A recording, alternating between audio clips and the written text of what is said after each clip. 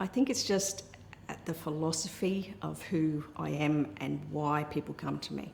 I feel very honoured, actually, that people would choose to come to me for care. It's a huge commitment. They're stepping off the cliff. You know, they're saying, I'm going to this person, I don't know who they are, you know, like, are they going to be able to help me? It's costing money, it's all these things. I fully respect that. But I really see my job as listening to the patients and understanding what their problem is. I don't have an agenda when people come to see me. I just need to have a look at and listen. You know, if we have 2 ears and 1 mouth for a reason, you know, the more we listen, the patient will actually tell you what they need to have done. But if you go in and you have an agenda, you will not see what is required. So first off, in our consultation process, we listen to your story and we hear how it's affecting your life, what your symptoms are, what's going on, and we put together, it's almost like CSI, you put together the little clues that direct you into the area that we need to be helping the patients with.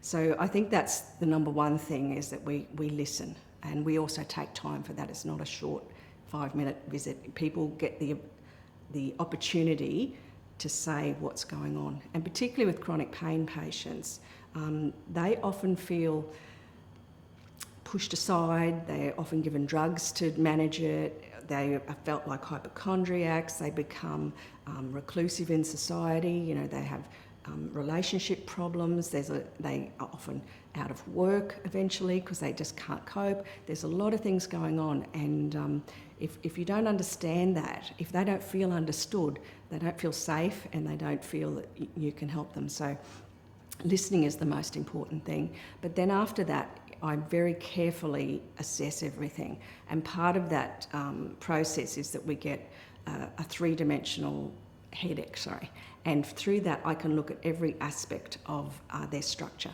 because something being out by just 1 millimetre can be the difference between pain and no pain. And on top of that, we also have a look at their muscles. We put some little electrodes on and we can actually see the activity that's going on in the muscles, and we can see what happens when they're at rest and when they're in light function. When your muscles are at rest, they should be nice and calm. When they're in light function, there are certain muscles which should activate and certain ones that shouldn't. And often in the chronic pain patients, these muscles are hyperactive even when the patient thinks they're at rest. They actually can't relax their muscles themselves. But if we don't actually treat the reason that the underlying cause of why they got there, they're absolutely going to repeat the problem. The way I look at patients is that I don't put band-aids on things. I really need to find out, why are you like you are? You know, it didn't just happen overnight. Dental breakdown does not happen in isolation. It happens over a period of time, and there'll be a reason behind it.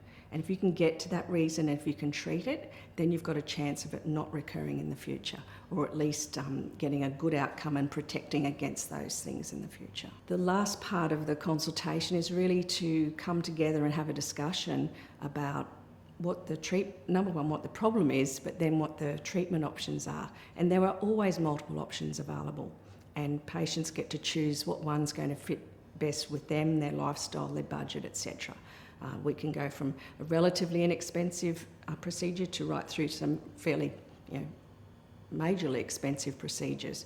But there's a whole myriad in between. Unfortunately, having pain and having money are not always together in the one person. So it's very important to me that I have a range of solutions that I can offer people so that we can get them out of pain and they can get on with living their life in a good way.